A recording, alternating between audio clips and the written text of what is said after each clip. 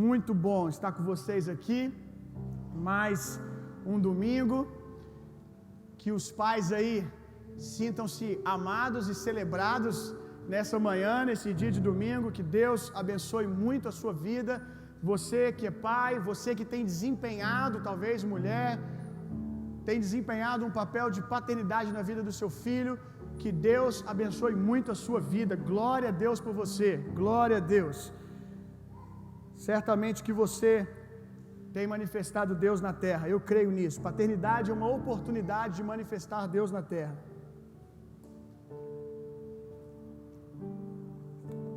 Mas vamos logo para a palavra de Deus. Quantos aqui nessa manhã estão animados para ouvir a palavra de Deus? Aleluia! Eu estou muito animado para compartilhar com vocês o que Deus colocou no meu coração. Eu vim a semana toda com uma outra palavra na minha mente. Eu ia pregar sobre uma outra coisa. Aí ontem à noite, enquanto eu estava digitando, porque geralmente eu escrevo no celular. Pode abaixar um pouco o retorno para mim, por favor? Geralmente eu escrevo. Não, eu não escrevo isso no celular, gente. Não escrevo no celular. Pode abaixar o retorno, por favor. Foi uma piada, gente. Vocês não acordaram ainda não? É porque a piada foi ruim mesmo, né? Tá bom. Vou tentar melhorar no decorrer do culto. Fiquem em oração por mim. Mas eu geralmente, quando eu preparo a minha palavra, nem sempre, mas geralmente a minha palavra, ela é o resultado de várias coisas que Deus vai falando comigo durante a semana. Às vezes no meu espírito, às vezes nas circunstâncias, às vezes numa mesa, numa comunhão com alguém, às vezes lendo alguma coisa. E aí eu vou escrevendo, muito de madrugada. Dois lugares que Deus fala muito comigo é na madrugada e no banheiro. Deus fala muito comigo no banheiro, não sei você, mas não sei se isso vai te frustrar, mas as maiores revelações que você já me viu pregar aqui, Deus me deu no banheiro. Não fique triste, é bom que dá uma confrontada na sua religiosidade. Não foi no monte, foi no banheiro. Eu paro para pensar na bondade de Deus, e aí Deus traz algumas coisas. Aí eu vou separando, vou anotando assim no celular, várias coisinhas e tal. E chega lá para sexta-feira, eu começo a entender que aquilo tem uma linha de raciocínio, que aquilo tem um início, um meio e um fim. Aí eu, opa, é a palavra que Deus quer comunicar domingo. E eu vim fazendo isso essa semana, separando algumas coisas que vieram no meu coração, e achei que a palavra que eu estava aqui juntando os pés do quebra-cabeça era para esse domingo. Mas aí na hora que eu fui digitar ela, passar ela para o iPad, na hora que eu fui digitar, saltou algo assim no meu coração, como que a pregação assim quase que perfeita assim, ó, pum. É isso que você vai falar amanhã. Então, na experiência que eu tenho pregando o evangelho, andando com Jesus, eu sei que quando ele faz isso é porque alguém vai receber um impacto sobrenatural na sua vida nessa manhã. Deus me parou ontem à noite, não me permitiu pregar aquilo que eu iria pregar, porque alguém arrancou algo dele. Alguém tocou o coração dele para que ele liberasse uma outra palavra. Então, meu irmão, alguém aqui hoje vai ter a sua vida totalmente liberta pelo poder dessa palavra que vai ser ministrada aqui hoje. A vida de alguém vai tomar uma outra rota a partir dessa manhã. Então vamos lá para a palavra de Deus. Abra a sua Bíblia comigo. Lá em Atos dos Apóstolos. Um evangelista não pode ouvir a palavra Atos que ele já fica louco. Profeta Isaías. Profeta, alguém fala assim, abre a Bíblia Isaías, o profeta já fica no chu, só de ouvir. Atos,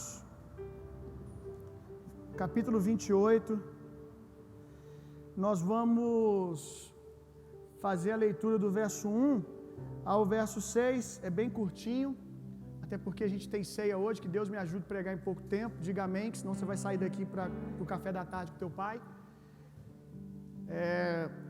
Apesar de ser curto esses versos, carregam verdades muito poderosas aqui, que eu tenho certeza que vai abençoar muito a sua vida. Nós vamos fazer uma pregação expositiva, a gente vai pegar cada verso e vai arrancar verdades desses versos.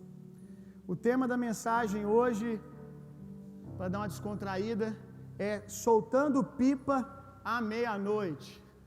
Diga para quem está do seu lado.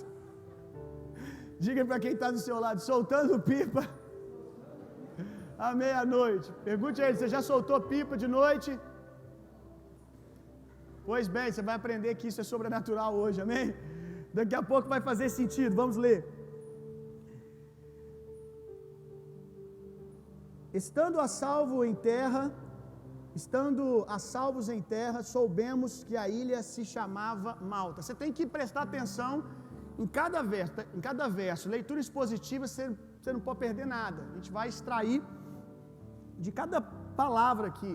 Se tivéssemos mais tempo, né, faríamos isso, de cada palavra, mas vamos pensar algumas verdades aqui, numa palavrinha, numa frase, então você precisa ficar bem atento. O que está acontecendo aqui? Eles estão chegando numa ilha chamada Malta, e como eles estão chegando ali? Eles acabaram de sofrer um naufrágio.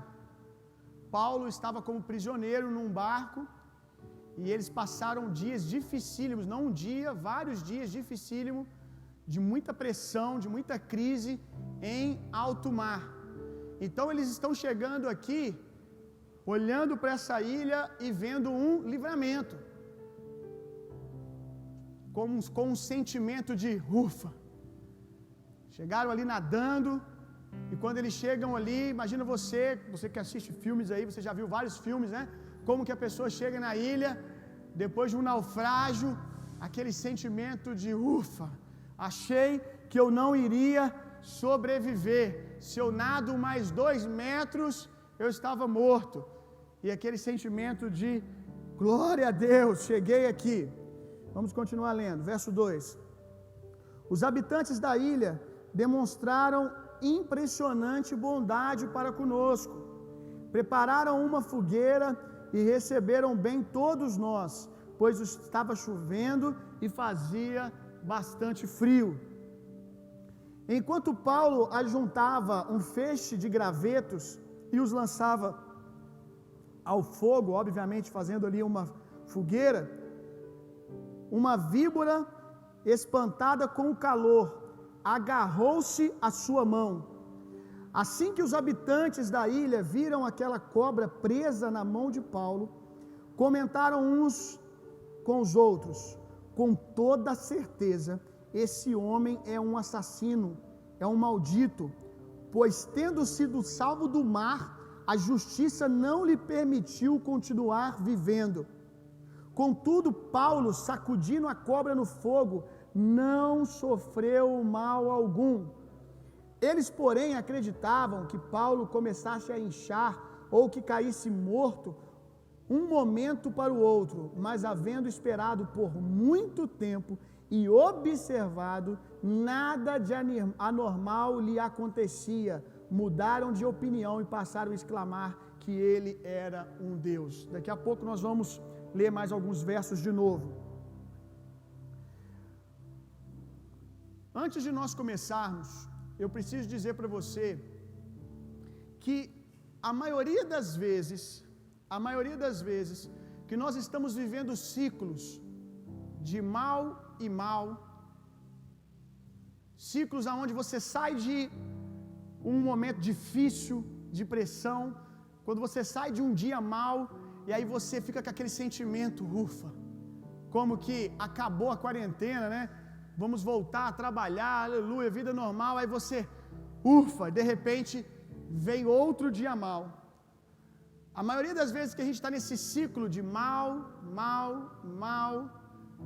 a maioria, não todas as vezes, a maioria das vezes é porque nós estamos andando num sentimento de medo. Um dia, não vou pregar sobre isso hoje, tem várias mensagens aí no podcast da igreja sobre isso. Um dia Jó declarou, ao ver todo o mal que estava vindo sobre ele, e Jó viveu isso, né, gente? Jó vinha uma notícia ruim, logo depois vinha outra e outra. Aí ele disse: tudo aquilo que eu mais tinha medo me sobreveio. O que revela que aquilo que ele estava vivendo ali, aqueles dias maus consecutivos, antes de acontecerem naturalmente, aconteceram mentalmente.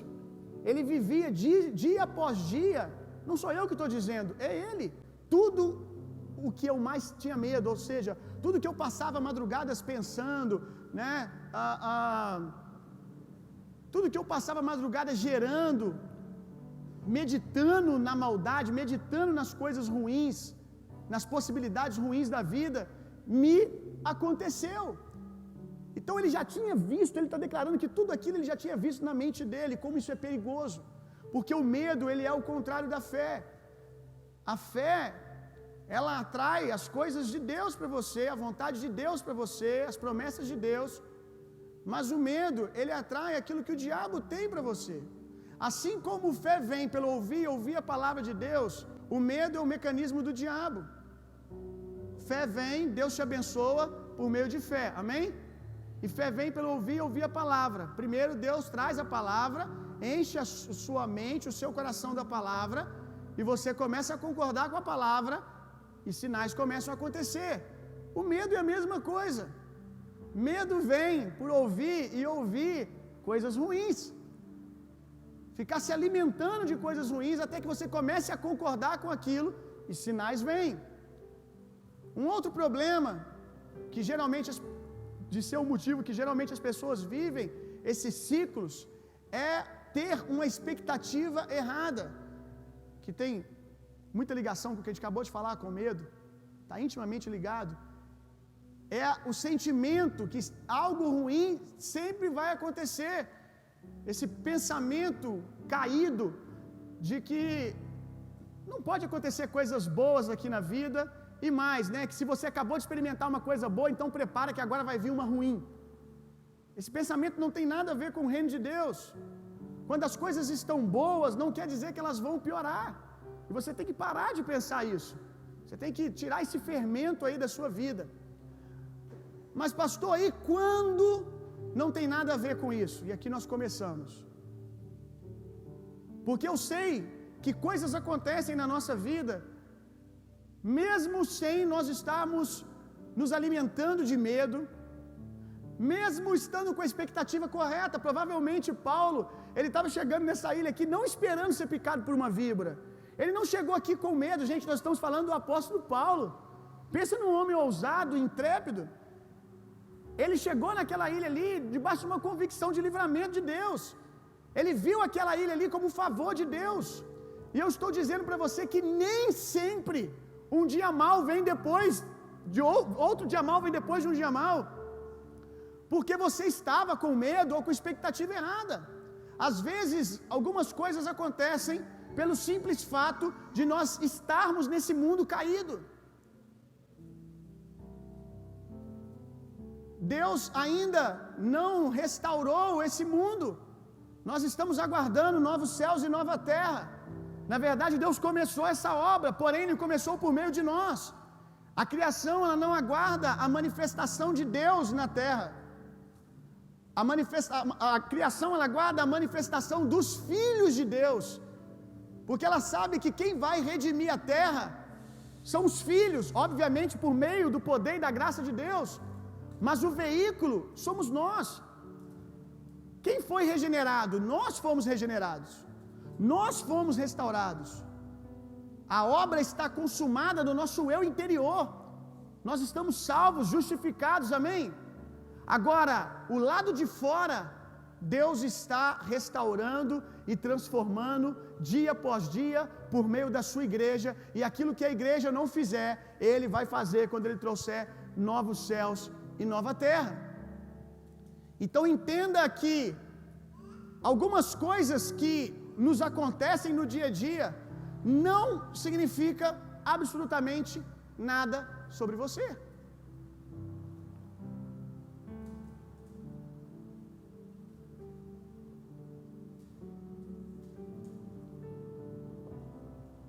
Essa ilha que o apóstolo Paulo chega, ela tem um nome de esperança, principalmente para um judeu, porque Malta significa mel.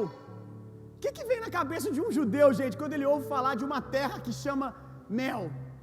O que vem? Você é inteligente. O que vem na cabeça de um judeu quando ele ouve falar de uma ilha, é Deus falando comigo, meu irmão. Imagina a cabecinha de Paulo, quando ele chega ali, pergunta para o pessoal: qual é o nome dessa ilha aqui? Essa ilha se chama Malta, se chama Malta, Ilha do Mel. Meu Deus, aleluia, é a terra que mana leite e mel, aleluia. Gente, a cabeça de um hebreu. Se para nós, quando eu li o significado, eu pensei na terra prometida, que não sou judeu, imagina ele. Aqui é nossa terra prometida, é o livramento. Hoje é o dia do livramento, hoje é o dia do cumprimento da promessa, aleluia. Aí quando ele chega na ilha, ainda começa a ser bem recebido, ele, opa, aleluia, vai dar tudo certo. Aí de repente ele faz uma fogueira, e ele está ali em volta da fogueira, se esquentando do frio, sendo aquecido, sendo favorecido, e uma serpente sai do meio do fogo e pica a mão do apóstolo Paulo.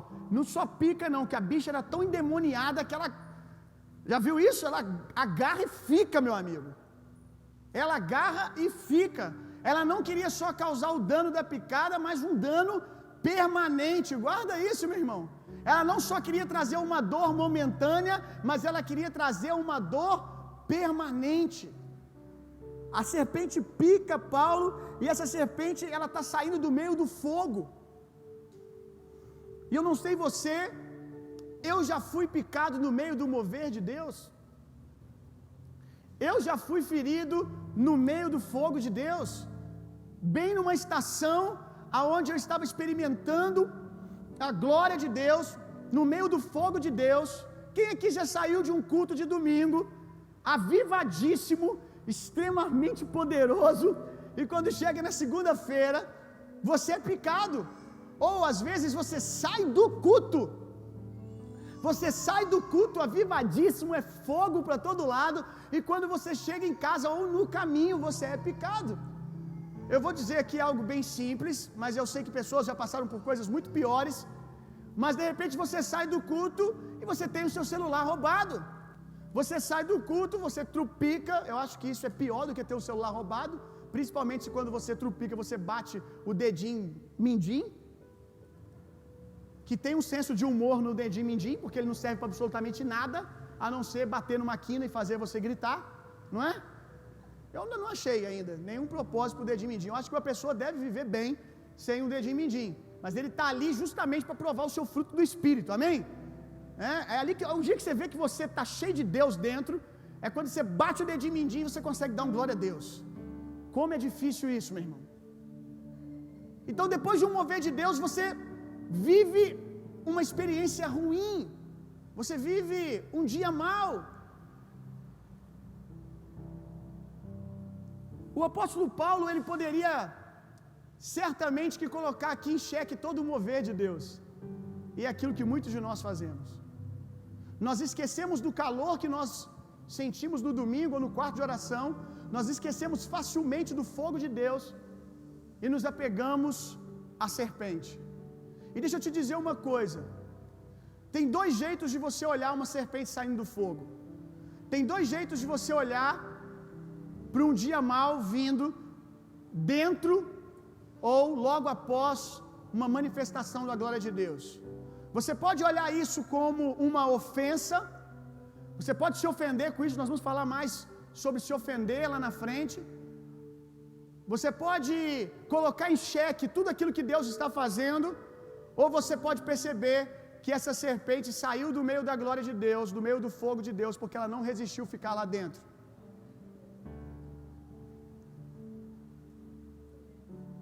Você pode encarar aquilo como uma afronta do diabo até você, ou você pode ver o seu último inimigo fugindo no meio da glória de Deus. E é exatamente isso que o apóstolo Paulo vê. Eu não vou entrar profundamente nisso, mas nós ensinamos aqui na nossa casa que quando uma pessoa fica possessa num culto, quando uma pessoa manifesta um demônio num culto, nada mais é do que o diabo, num ato desesperado, tentando trazer algum dano para aquela pessoa, uma vez que ele já tinha que sair. É aquela história de vou cair, mas vou cair atirando. Quantos entenderam agora? A glória de Deus está nesse lugar, porque não pense você que só as pessoas que manifestam demônio tinham demônios, irmãos. A diferença é que nesse caso específico, esse demônio viu uma oportunidade de envergonhar essa pessoa, trazendo o último dano. E muitas vezes a igreja acaba cooperando com isso, porque ao invés de preservar aquela pessoa, levando ela para um canto, lugar seguro, e mandar aquele demônio embora, traz ela para frente de todo mundo.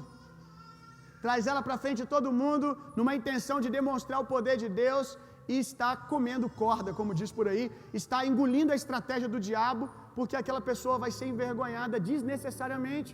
O demônio já iria sair. Quantos estão entendendo? Então, já que eu vou sair mesmo, eu vou dar uma última picada. Eu vou tentar trazer um último dano.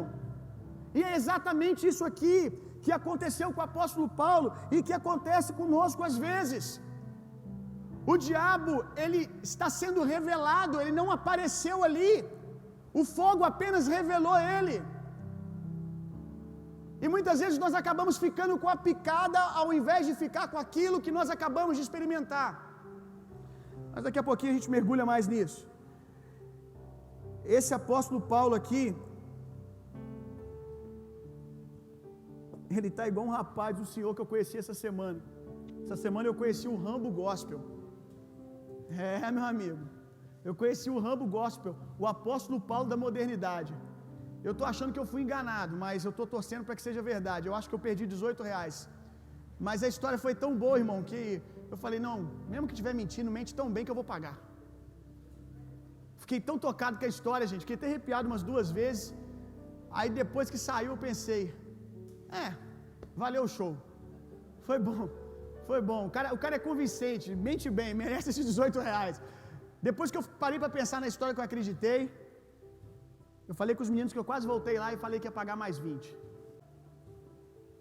Um senhor parou do lado do meu carro, eu não vou aqui entrar porque é muito longa a história, mas se for verdade depois eu vou postar também, porque eu falei, cara, eu achei o cara que é o apóstolo Paulo na terra, meu irmão. Eu fiquei filmando aqui ainda, igual bobo, ó. Filmando assim, meu Deus, que história, cara, isso aqui vai bombar no YouTube. Esse cara tem que ser conhecido pelo mundo, cara. Esse cara é o Rambo Gospel. O mundo tem que ouvir essa história. O rapaz, o senhor, ele deve ter uns 70 anos, 60 e poucos. Resumindo a história, muito longa, e você vai me julgar, porque eu não vou contar os detalhes, gente. Então você vai me julgar e falar assim, nossa, pastor é muito burro, acreditou nisso. Se você ouvir tudo que eu ouvi, você ia acreditar também. Não me julgue sem saber. Ele estava falando para mim, olha, quantos livramentos que eu já vivi, eu já sobrevivi a 8 infartos. Gente, tá vendo como é que vocês são? Por que isso não pode acontecer, gente? É porque eu ando tanto crente no sobrenatural que eu acredito nessas coisas, gente. Aí ele abriu o peito assim, o peito dele era rasgado de cima e embaixo. Eu falei, não, isso não pode ter sido rasgado só uma vez só, não. Tem que ter sido 8. Olha o tamanho do buraco. 8 vezes. Aí você fala, é o Rambo. Não, calma aí. Calma aí, amado. Ele sobreviveu 8 infartos, um câncer na garganta e mais. Um dia, ele estava na beira do rio e ele sofreu 3 picadas de surucucu, meu irmão. 3 picadas no braço e sobreviveu. E estava ali conversando comigo. Pensa se eu não fiquei emocionado. Não, esse que é o problema. Porque depois eu fui assistir o vídeo, irmão. Aí eu vi que a mentira provavelmente estava aí. Eu falei, que cobra maldita, meu irmão. Pô, tá pior que a do apóstolo Paulo, né? 3 vezes? Que cobra é essa? Eu queria matar ele de qualquer jeito mesmo. Mas na hora eu estava tão empolgado que eu entendi que ele tinha sido picado 3 vezes, assim, em dias distintos. Depois eu fui ver o vídeo, eu vi que foi 3 vezes na mesma hora. Que significa que ele era mais Rambo do que eu pensava. 3 vezes, meu irmão. É o Rambo Gospel. Mas vamos torcer, eu quero trazer ele aqui um dia na igreja para contar esse testemunho. Estou esperando ele voltar no horário que ele combinou comigo até agora. Mas deve ter acontecido alguma coisa. Deve estar lutando contra a serpente aí. Vai dar tudo certo. O apóstolo Paulo, ele poderia ter ficado com esse dia e dado a esse dia uma autoridade para dizer algo a respeito da vida dele. Gálatas, abre a sua Bíblia comigo lá no capítulo 4, verso 9 ao 11. Gálatas capítulo 4, verso 9 ao 11.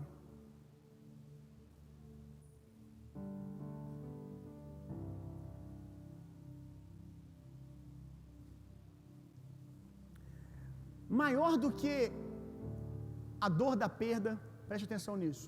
Maior do que a dor da perda, maior do que a dor da enfermidade, é a dor na alma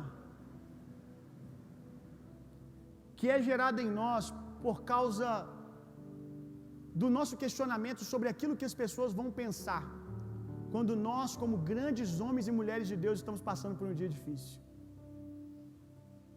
Eu não sei vocês, mas eu tenho reparado que a maioria de nós, eu me incluo nisso, muitas vezes nós não temos um problema com o dia difícil em si, mas é o que as pessoas vão pensar do nosso dia difícil.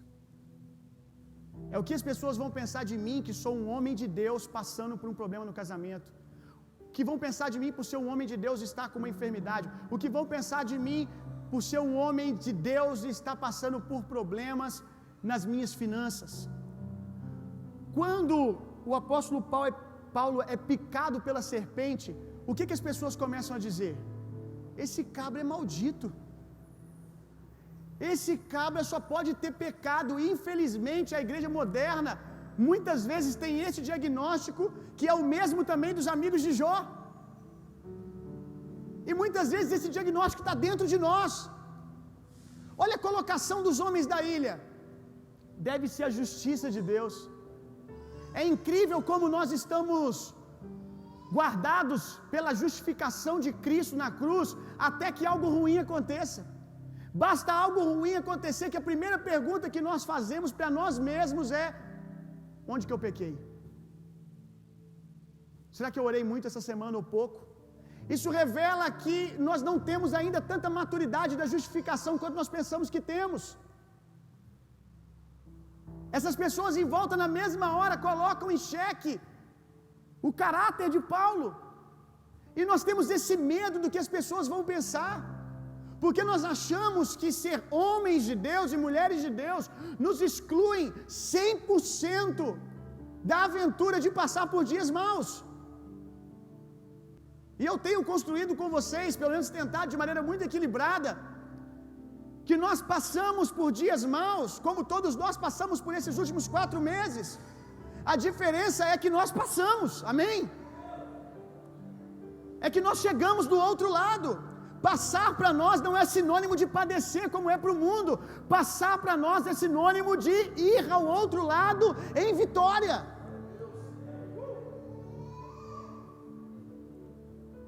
Nós não podemos deixar que dias como esses digam mais para nós quem nós somos do que tudo aquilo que Deus já disse até aqui. Nós não podemos deixar a dor de uma enfermidade dizer mais para nós quem nós somos do que o que a palavra diz.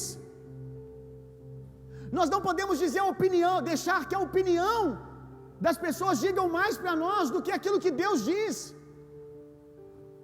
Muitos de nós iríamos morrer com o veneno dessa serpente, porque quando as pessoas dissessem é maldito, no coração iria dizer amém.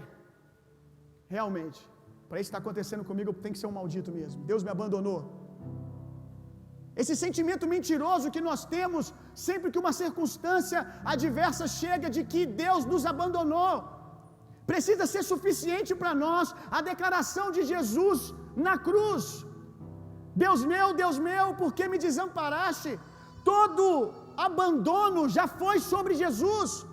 Jesus já se sentiu abandonado por Deus por causa do pecado em nosso lugar. Jesus disse: Deus meu, por que me desamparaste? Para que nós pudéssemos declarar aquilo que Ele disse: eu estarei com vocês todos os dias da sua vida, eu nunca te desampararei. É isso que precisa ser uma verdade para nós, meu irmão. Guardar datas e dias não nos santificam. Quantos sabem disso? Nós não acreditamos que guardar dias, meses, festas nos santificam. Santificar é o quê? Ser separado para Deus, se achegar a Deus. Nós não acreditamos que guardar festas e dias nos achegam a Deus. Gálatas, vamos ler aqui. Gálatas capítulo 4, verso 9. Agora, entretanto, que já conheceis a Deus, ou melhor, sendo conhecidos por Ele, como é que podeis pensar em retroceder a esses princípios insignificantes, fracos e pobres, aos quais de novo desejais servir? Guardais meses, dias, tempos e anos. Temo que eu talvez tenha ministrado inutilmente para vocês. Olha o que o apóstolo Paulo está dizendo sobre dias, datas, anos. Isso é inútil. Ele está dizendo para esse povo: eu caminhei tanto tempo com vocês, eu ensinei tanto vocês a andar da perspectiva do céu para a terra, da obra de Jesus consumada, e vocês ainda insistem em servir dias. Preste atenção. Nossa, meu coração queimou ontem demais com isso. Vocês ainda insistem na declaração em servir dias, se sujeitar a dias, datas, meses, festas, acontecimentos. Pastor, o que isso tem a ver com o que você está falando? Tem tudo a ver. Se nós não guardamos dias de festas, anos, nós não guardamos datas, e festas são dias felizes. Quantos concordam com isso? Festas é bom. Deus está dizendo que não é para comemorar festa? De jeito nenhum.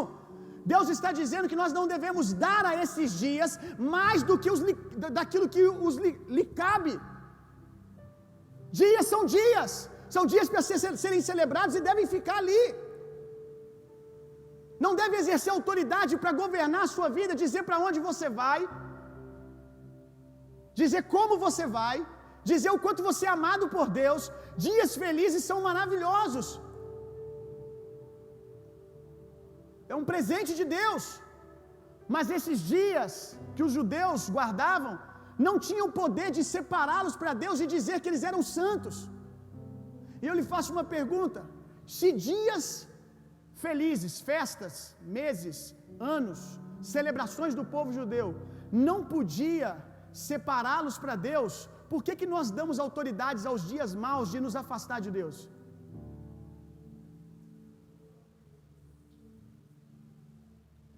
Não sirvais esses dias, meu irmão. Pare de servir os dias.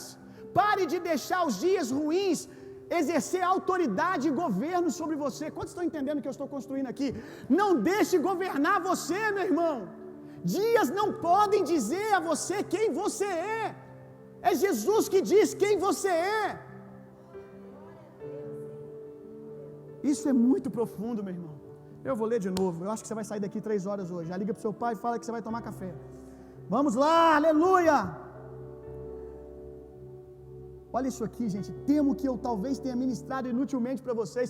Ou seja, os dias são mais verdades para vocês do que o que eu ensinei. Vocês estão preferindo ficar com datas.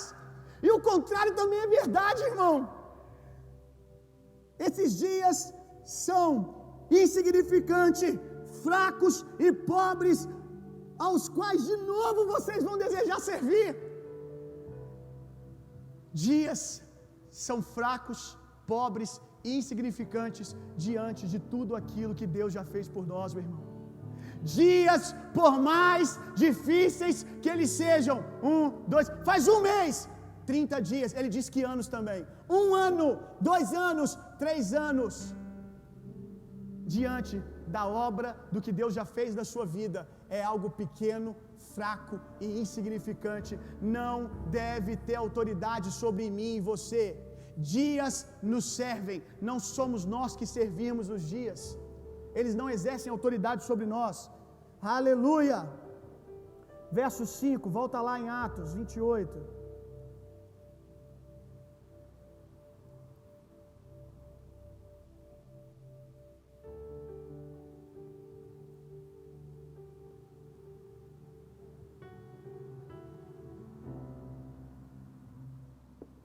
Contudo, Paulo, sacudindo a cobra no fogo, não sofreu mal algum. Lembra que a cobra veio e quis ficar agarrada nele. Às vezes, algumas circunstâncias vêm, e como eu disse, como cristão você pode passar por alguns dias difíceis, mas você não deve deixar eles ficarem agarrados em você. Amém? Você não deve dar aos dias mais a autoridade que lhes cabe, meu irmão, do que cabe a eles. Sacuda e joga no fogo. A serpente agarrou e Paulo disse: aqui não. Alguns dias vêm e querem ficar, meu irmão. E aí que a depressão nasce. Algumas frustrações vêm e querem permanecer. É bíblico chorar perdas, sabia disso? É bíblico chorar perdas.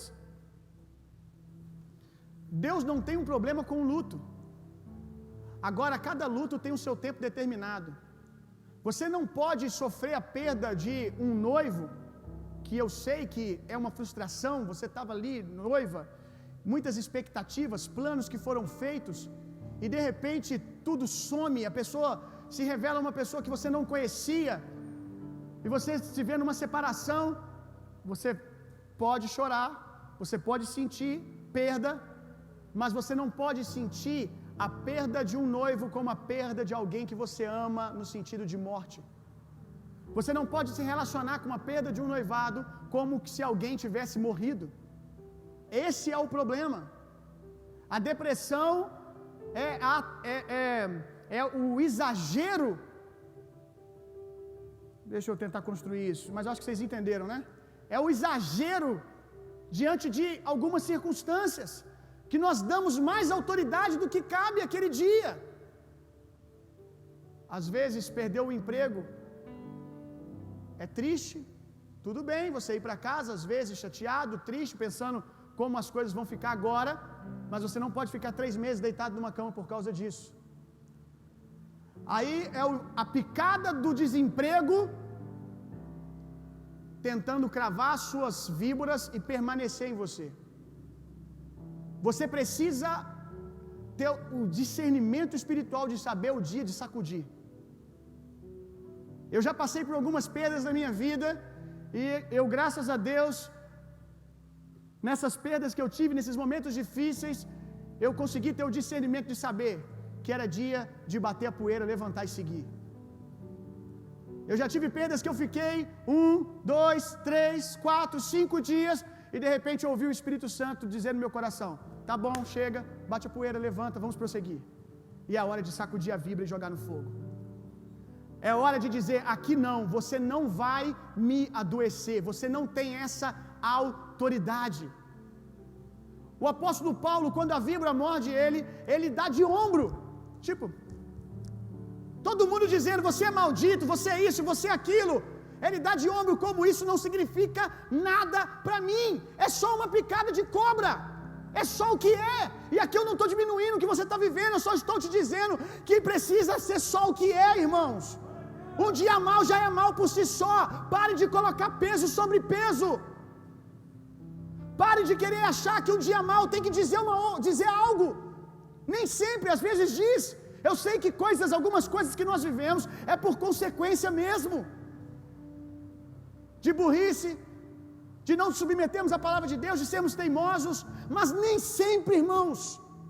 Tem dia que o dia mal chega e ele não quer dizer nada menos do que uma cobra te picou. Ponto final. Ponto final. Meu namorado terminou comigo. Ponto final. Ah, por que ele terminou comigo? Aí começa.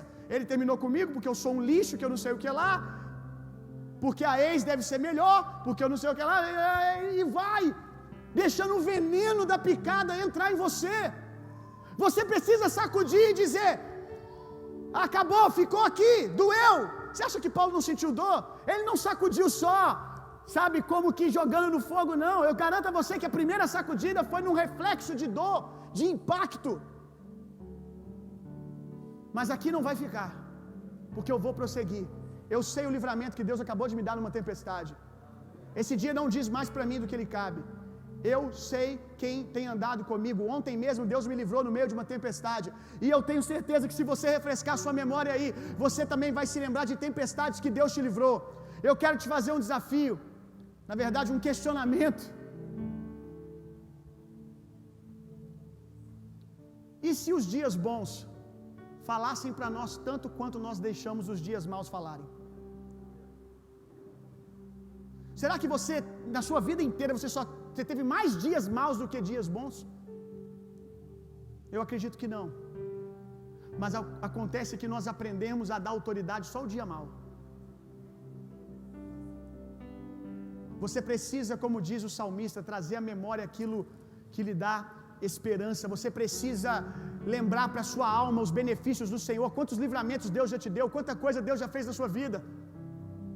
E precisa dar de ombro, dizendo: isso não diz nada ao meu respeito, isso aqui não me define, eu continuo sendo um grande homem de Deus, eu continuo sendo uma grande mulher de Deus. Aleluia, glória a Deus. Verso 6, vamos lá.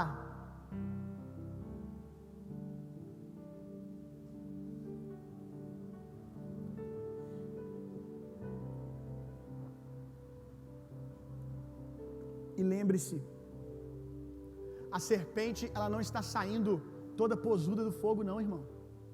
A serpente, ela não está saindo do fogo em vitória, ela está saindo fugitiva. A serpente fugia do fogo. Lembre-se disso.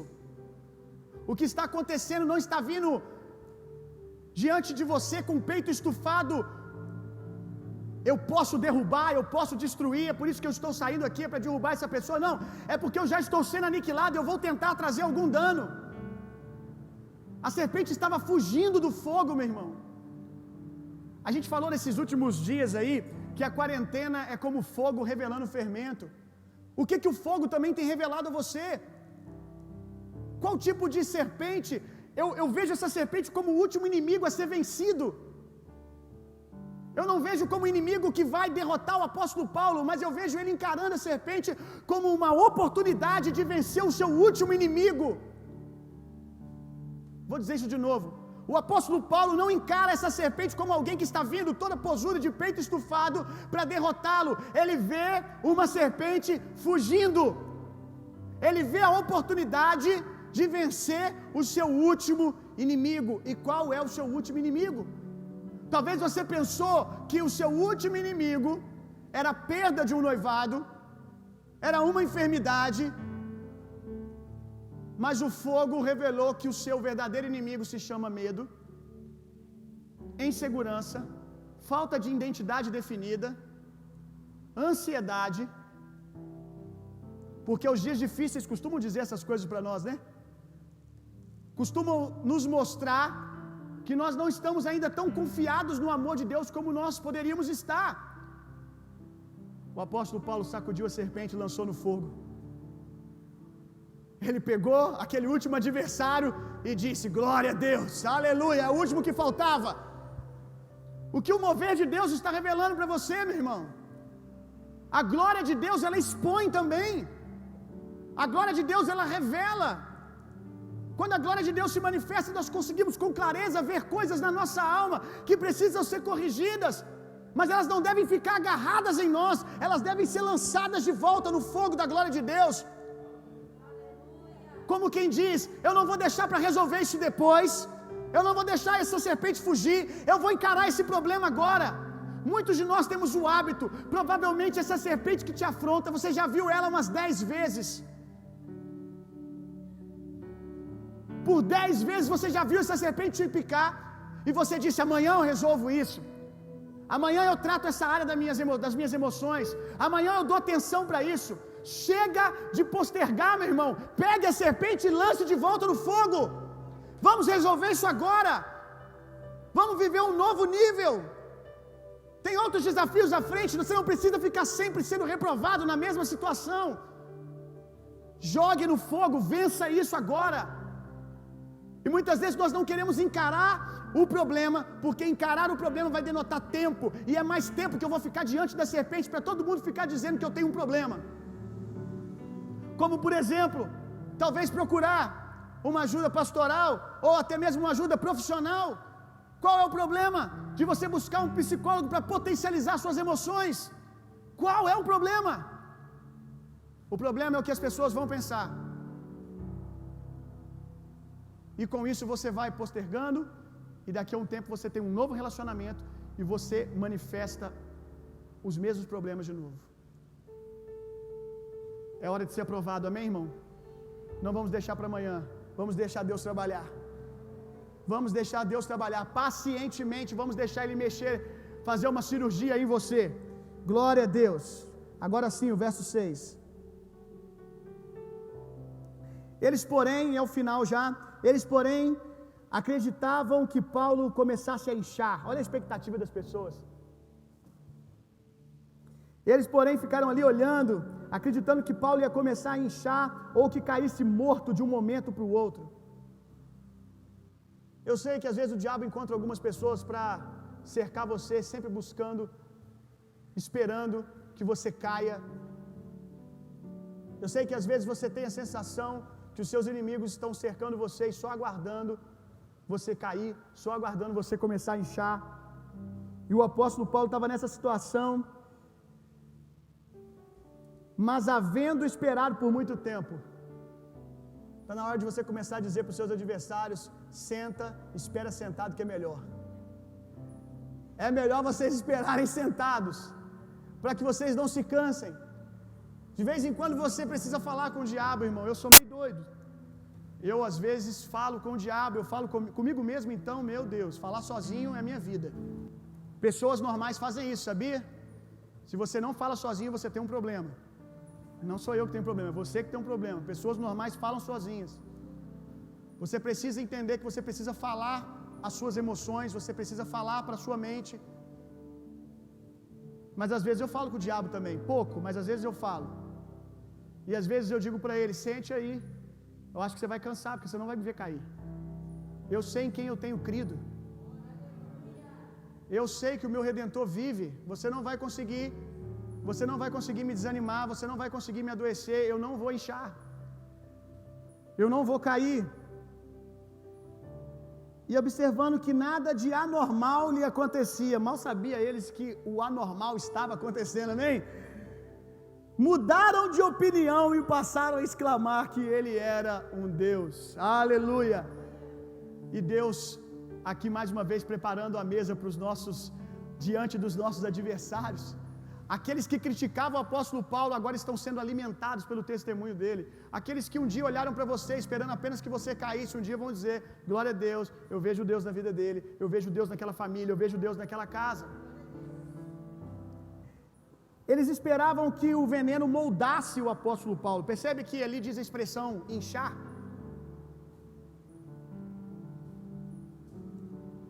Tomar outra forma. Romanos 12:2 diz que nós não devemos tomar a forma desse mundo, mas que nós devemos ser transformados pela renovação da nossa mente. Olha o segredinho do apóstolo Paulo aqui. Romanos 12:2: não deixe que esse mundo, que o sistema desse mundo molde vocês, dê forma, moldar é dar forma. Não deixe que as coisas desse mundo caído dê forma a vocês, ou deforme, né?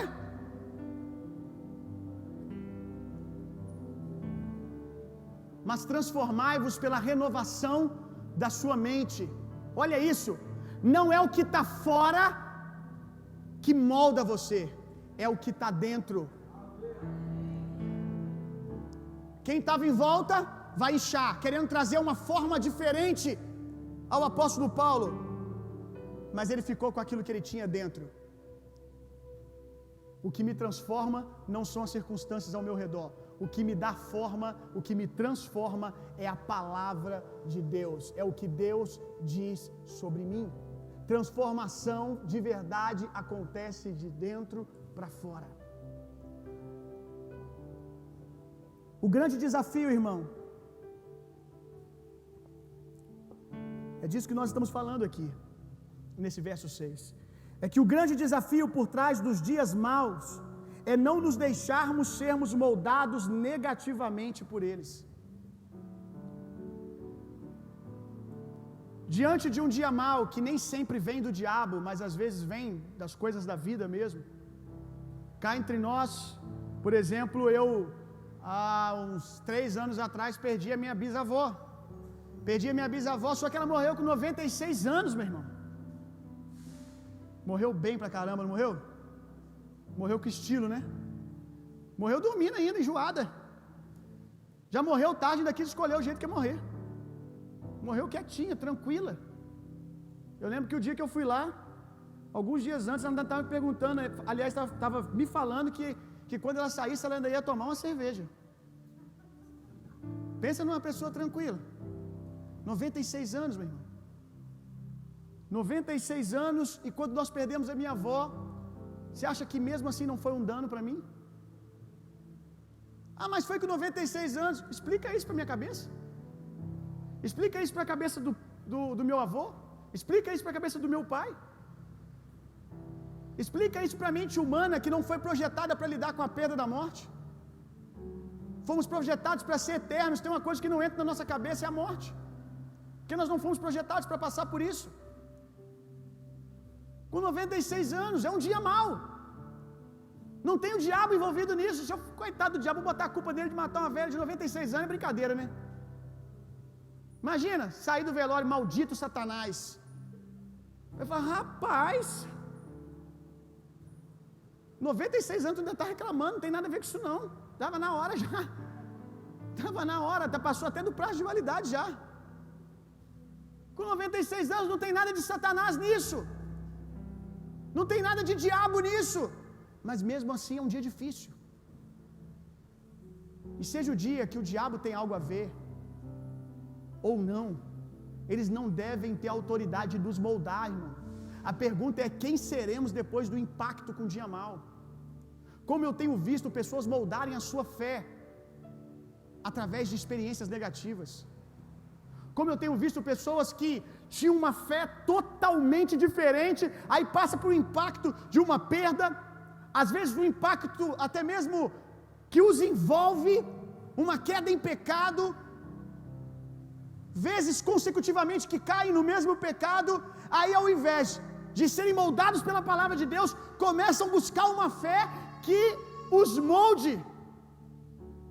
Como quem diz, eu fui predestinado a isso. É a soberania de Deus. Eu não vou moldar a minha fé a partir das circunstâncias.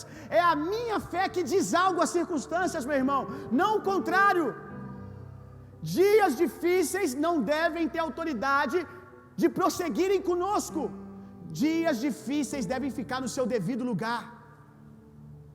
Se foram 3 dias difíceis, fiquem lá. Se foi um mês, fique lá. Ele não deve ter o direito de prosseguir determinando o seu futuro, caminhando com você, moldando a sua maneira de enxergar a vida, as pessoas e Deus, ou até mesmo você. Você se enxerga assim hoje, fruto do que Deus diz, ou fruto das suas frustrações e decepções? Quem é você hoje? Será que você não deu mais autoridade que devia alguns dias da sua vida? Algumas perdas? Eu já vi pessoas mudarem a maneira que enxergam Deus, que enxergam o caráter de Deus, por causa de um dia difícil. A Bíblia diz que Deus tem para nós, já nos deu, uma paz que excede todo entendimento. Uma paz, guarda isso que eu vou te dizer aqui agora, que é uma chave poderosa. É uma chave que está no meio das tempestades. Uma paz que excede todo entendimento. O que é uma paz que excede todo entendimento? Se você quer ter paz, a paz de Deus, abra mão do direito de entender. Paz que excede todo entendimento só é possível para aqueles que entregaram o direito de entender, abriram mão de entender tudo. Não dá para você ter paz e entender tudo. Algumas coisas, quanto mais perguntas nós fazemos sobre elas, ainda que nos deem uma resposta, aquela resposta gera outras 4, 5 perguntas. Sim ou não? Aí você demora 1 ano para entender que, naturalmente falando, você não pode compreender isso. Aí você decide largar. Aí você vive. Mas a pergunta é: por que você não largou antes? É uma afronta ao nosso ego, ao nosso orgulho, não poder entender tudo. Eu vejo que muitas pessoas, quando não têm entendimento acerca de alguma coisa, elas soltam algo como: é a vontade de Deus. Não, eu fico em silêncio. eu fico em silêncio, eu ergo as minhas mãos e eu começo a adorar o Senhor. Se tem um lugar que manifesta bem o cenário que eu estou desenhando aqui, é um velório.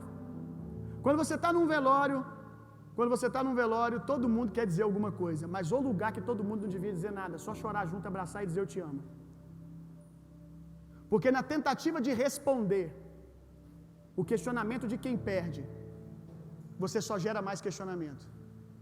Como, por exemplo, virar para alguém que acabou de ter uma perda e dizer assim: irmão, essa é a vontade de Deus. Aí começa a vir os questionamentos: como assim a vontade de Deus? Deus não se importa com o que eu penso? Aí você responde essa, vem outra pergunta. Vem outra. E muitas vezes o nosso desejo de responder parece amor, mas ele é mais egoísta. Ele não tem nada a ver com amor, na verdade é um sentimento, é uma postura egoísta, muitas vezes. Porque quando nós respondemos o questionamento que está no coração de alguém numa situação dessa, nós não estamos visando o outro, porque no fundo nós sabemos que nós não temos a resposta. Nós estamos visando o nosso alívio de ter dito alguma coisa, o nosso sentimento de fiz algo. O que cabe nesses ambientes? Irmão, eu estou aqui para chorar com você. Qualquer coisa que você precisar, você pode contar comigo. Eu estou orando para que você seja consolado pelo Senhor. E se é você o alvo desse dia, decida não entender. Abra mão disso, meu irmão. Abra mão disso. Daqui a pouco você vai entender porque que o apóstolo Paulo tem esse sentimento. Abra lá o verso 6.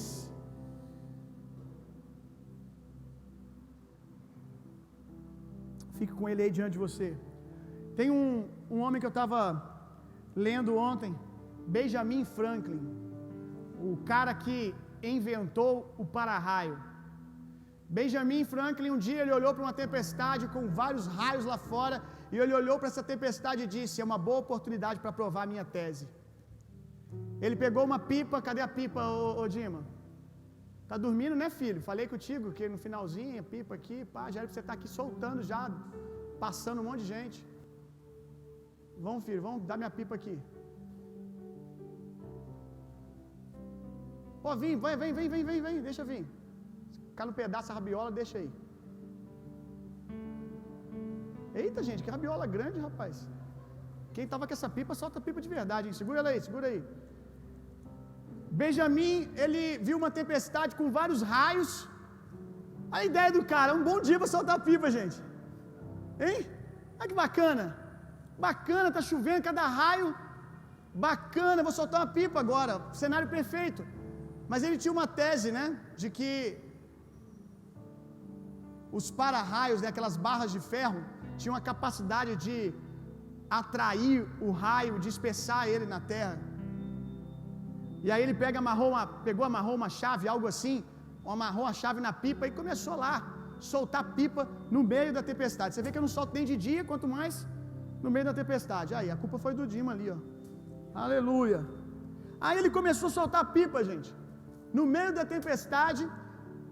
E a ideia dele de soltar pipa no meio da tempestade era para provar a tese dele, aquilo que ele tinha como algo apenas na cabeça dele.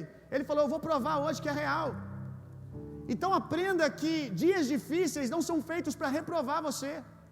Dias difíceis são uma oportunidade para provar aquilo que até aquele dia era apenas uma tese. Dias difíceis não são para reprovar você, são dias para aprovar, para dizer para você que aquilo que você carrega é realmente poderoso, que aquilo que Deus diz realmente é verdade. Talvez você diz assim: pastor, às vezes eu acho que eu sou para-raio de problema. A Bíblia diz que não vem sobre nós nenhum tipo de provação que não fosse humana, que nós não tivéssemos uma graça para lidar com elas. Tem uma frase que eu gosto muito, que é bem pentecostal: aquilo que não te mata, te deixa mais forte. Aquilo que não mata você, te deixou mais forte. Nós sempre saímos mais fortes de dias como esses que nós estamos saindo agora, meus irmãos, porque nós saímos com a nossa tese aprovada. Rapaz, eu sou crente mesmo. Aleluia. Não é que eu sou crente, Eu não sei você, mas eu olhando na minha imaginação para dias parecidos como esse, eu nunca imaginei que uma igreja pudesse ficar 4 meses de porta fechada. Pois bem, descobri que a igreja de Jesus é muito mais poderosa do que eu imaginava. Aleluia! O que vai nos parar depois disso, irmão? O que vai nos parar depois? O que pode parar uma igreja que com 2 anos de vida teve que ficar 4 meses paradas, aonde 60% do seu público nem foi consolidado na fé ainda? E de repente essa igreja volta apoderada, volta forte. O que pode nos parar? O que vai nos parar, meu irmão? Olha para aquilo que você já venceu. Você tem aí anticorpos agora, meu irmão. Quem pegou Covid e sobreviveu, como é que está agora? Está andando sem máscara na rua, abusado, né? Claro que anda de máscara por causa dos outros, né? Mas está tranquilo. Esse trem eu já não pego mais. Desenvolveu anticorpos. Só não pode fazer que nem o velhinho. Quem já viu o vídeo aí do velhinho que está circulando, o pessoal está brincando. Um velhinho está lá, depois de sobreviver ao Covid, tem um jacaré no meio de um pasto. Um velhinho de uns 70 anos, ele pega um pano, joga na cabeça do jacaré e vai lá tentar segurar a boca do jacaré. Senta em cima do jacaré. O que aconteceu? Ele estava pronto para sobreviver ao Covid, gente. Jacaré é outra coisa. Faz só uma mordidinha de leve assim, ó, carinhosa no braço. Eu acho que ele sobreviveu. Não pode achar também que você está pronto para tudo, né? Tem que desenvolver fé para as outras coisas também. Mas aquilo que não te mata te deixa mais forte, meu irmão. Você está mais apto agora, mais maduro agora do que antes, mais convicto de quem você é em Deus. Como que Jesus saiu do deserto, gente? Como que Jesus saiu do deserto? Cheio de autoridade, sabendo quem ele era em Deus.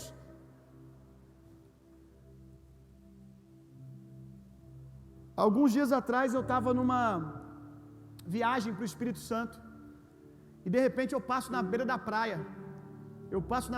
E, gente, tinha uma multidão de moleque soltando pipa, meu irmão. Que coisa estranha.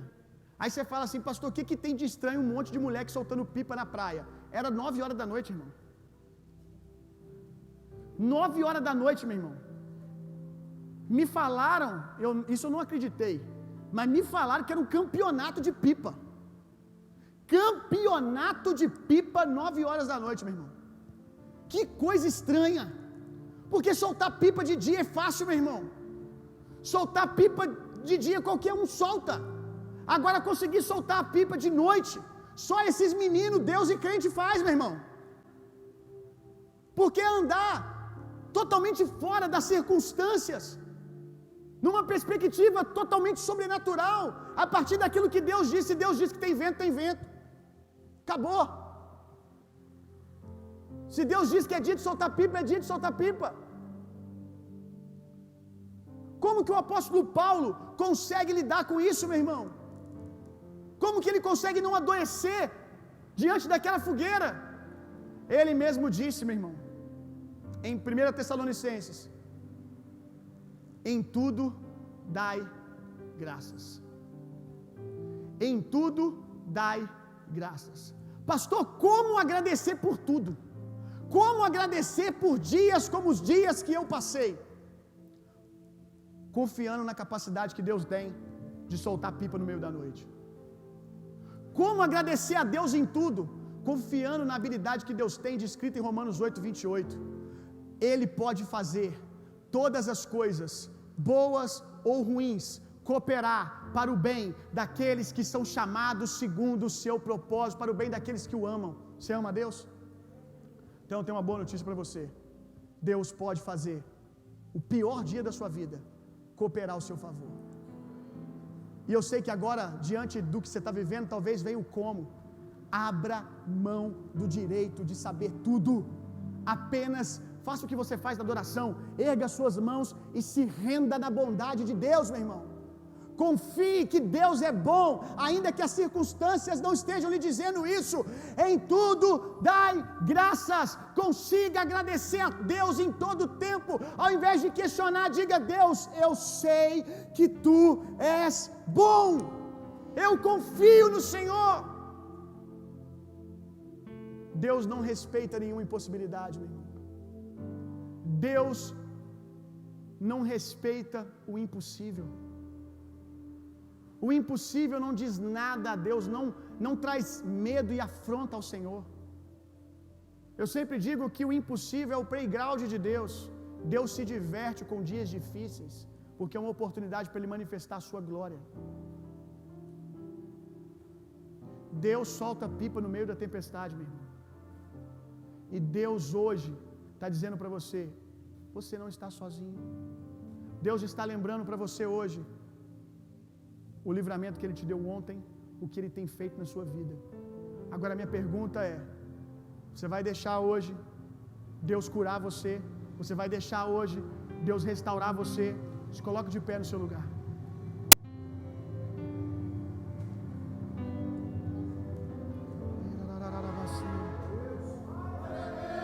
É isso aí. E o trem é sobre isso, né, irmãos? Foi um dia difícil, mas como nós aprendemos? Como nós aprendemos? Aprendemos a dar valor, aprendemos a reclamar menos.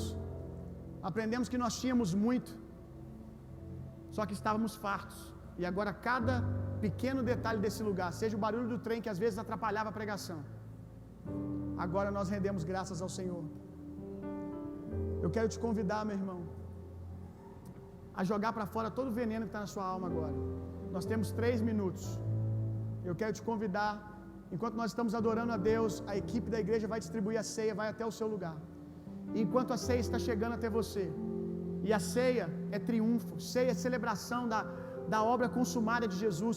Ceiar em dias difíceis é o melhor dia para ceiar, porque você está dizendo: eu não fico com o dia de hoje, eu não fico com o que eu estou passando agora, eu fico com aquilo que Jesus fez por mim há mais de 2000 anos. Enquanto a ceia está sendo distribuída, eu quero que você agora diga: eu abro mão de toda ofensa, eu abro mão de todo veneno. O dia mau, ele vem e ele traz essa serpente traz um veneno nas suas víboras, chamado ofensa. O dia mau quer nos deixar ofendido contra Deus. O dia mau quer nos deixar mal com Deus. E talvez você tenha andado ofendido com Deus. Aonde está o Senhor? Você me desamparou. Talvez alguma coisa ruim que aconteceu fez com que você mudasse totalmente a ótica de quem Deus é. Eu oro para que no nome de Jesus toda ofensa do seu coração seja aniquilada agora. Em nome de Jesus, que o seu coração seja livre de ofensa agora. Que ao invés de uma ofensa contra o Senhor, você receba paz aí no seu coração. Paz agora no seu coração. Aleluia. Podem distribuir, gente. Vamos orar, irmão. Nós vamos cantar essa canção e eu quero que você seja curado agora em nome de Jesus.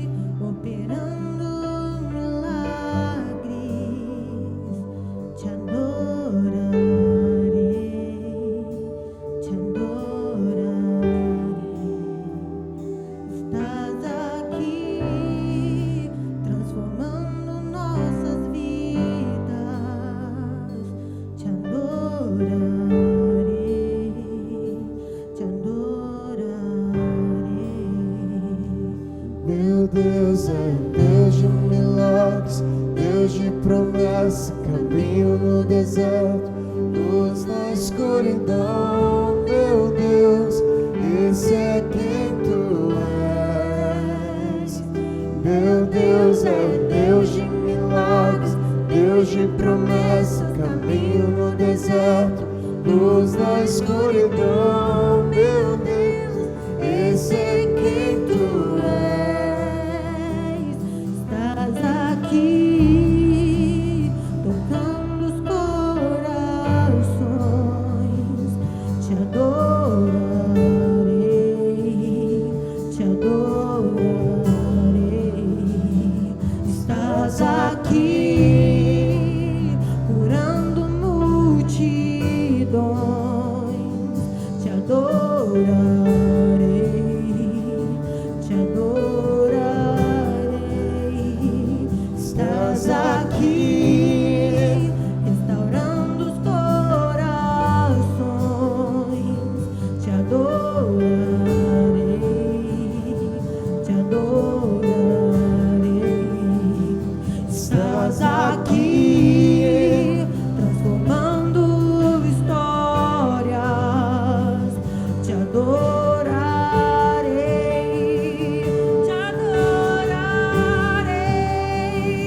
Meu Deus é Deus de milagres, Deus de promessas, caminho no deserto, luz na escuridão. Meu Deus, esse é quem tu és. Meu Deus é Deus de milagres, Deus de promessas, caminho no deserto, luz na escuridão. Meu Deus, esse é quem tu és. Meu Deus é Deus de milagres, Deus de promessas, caminho no deserto, luz na escuridão. Meu Deus, esse é quem tu és. Em nome de Jesus. Em nome de Jesus. Que todo veneno de ofensa, que todo veneno seja em nome de Jesus eliminado agora pelo poder do sangue. Cura agora, ressentimentos sendo curados em nome de Jesus. Em o nome de Jesus. Que aquele dia volte agora e fique naquele dia. Se aquele dia não pode te dizer algo bom, se ele não te trouxe algo bom, que ele fique 100% lá atrás. Eu oro para que no nome de Jesus você agora só dê autoridade em nome de Jesus para aquilo que o Senhor te ensinou no meio da escuridão, no meio do dia mau, no meio do vale da sombra da morte. Todo dano que talvez começou a moldar as suas emoções, o seu caráter, a sua maneira de se enxergar, de enxergar a Deus e as pessoas, todo veneno em nome de Jesus, complexos de inferioridade, síndromes de comparação, em o nome de Jesus, vá embora agora. Seja totalmente curado, curado, que você se veja a partir de hoje através da obra de justificação que Cristo Jesus trouxe para você na cruz. Jesus na cruz disse para aqueles que estão em mim: está tudo bem, está resolvido. Aleluia! No nome de Jesus, todo sentimento de condenação indo embora agora em o nome de Jesus. Consciência de pecado dando lugar para consciência de justificação. Aleluia! Um naufrágio, glória a Deus, Deus me livrou. Mais um dia mau, Deus vai me livrar também. Eu sei em quem eu tenho crido. Em o nome de Jesus, saúde, saúde em o nome de Jesus. Nós lançamos toda serpente de ressentimento, de ofensa no fogo agora, em o nome de Jesus. Nós lançamos agora toda afronta ao caráter da bondade de Deus, agora no fogo da glória de Deus, em o nome de Jesus. Em o nome de Jesus, homens de Deus são homens que dançam no fogo, em nome de Jesus, aleluia. Nós vemos o Senhor na fornalha. Eu oro por revelação, eu oro para que eles vejam o Senhor no meio do vale, no meio da fornalha, que eles vejam e encontrem livramento e bondade. Vamos, vamos, Senhor. Sadraque, Mesaque e Abednego não podem ter algo que nos retarda, Senhor. Não é apenas para eles, nós também queremos. Nós também queremos ver o Senhor no fogo. E nunca falhará. Você não falha e nunca falhará. Mesmo quando não sinto teu agir, mesmo quando não sinto teu toque, você não falha e nunca falhará. Você não falha e nunca falhará. Olha isso! Mesmo quando não sinto teu agir, mesmo quando não sinto seu toque, você não falha e nunca falhará. Você não falha e nunca falhará. Mesmo quando não sinto teu agir, mesmo quando não sinto seu toque, você não falha e nunca falhará. Você não falha e nunca falhará. Aleluia. Na noite em que ele foi traído, tendo todos os direitos de se ofender, de se ressentir. Ele não fez isso. Pelo contrário, mesmo tendo sido traído, ele tomou o pão, ergueu e deu graças. Aleluia! E deu graças e disse: esse é o meu corpo, que é partido por vocês. Esse corpo que já levou sobre ele todas as nossas maldições, todo o nosso pecado, todas as enfermidades que podem vir contra nós. Tendo em mente essa verdade, tendo essa revelação no nosso coração, comamos.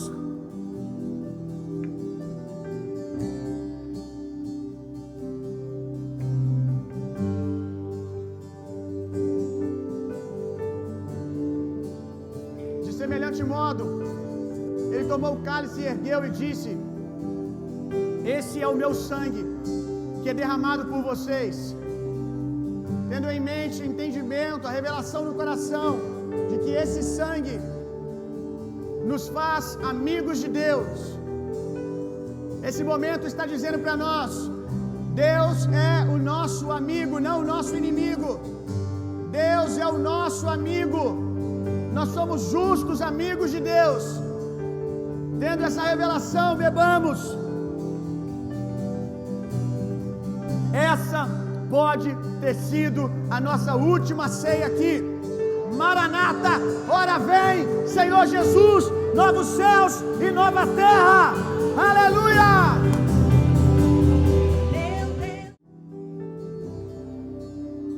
Eu quero que vocês tenham mais apreço por palavras como essa, irmãos.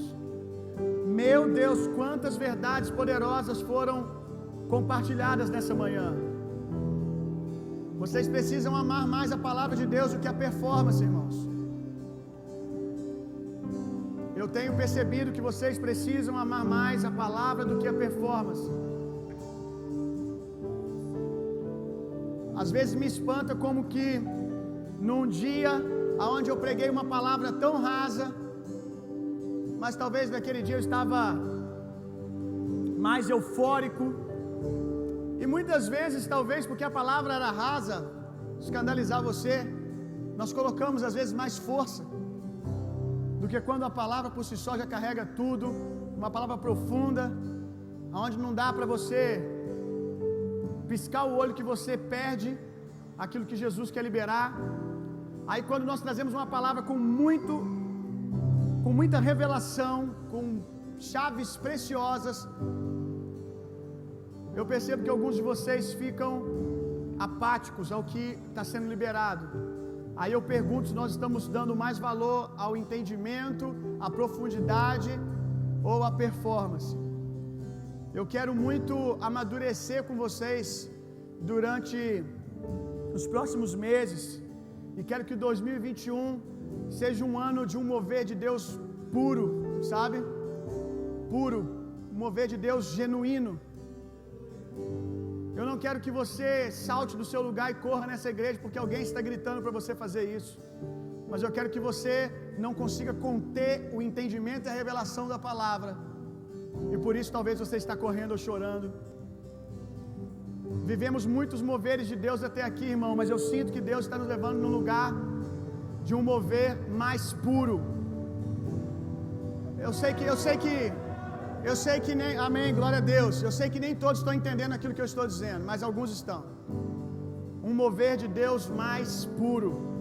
Não sei se é porque eu estou ficando velho. Quando você vai ficando velho, você já dá pouca importância para as pessoas. Você vai ficando velho. Eu acho que a gente já não está mais tão interessado em ver os gritos de glória a Deus e aleluia. E a gente começa a ficar interessado com a maneira que você absorve a revelação, que você absorve entendimento. Confesso para você que os anos como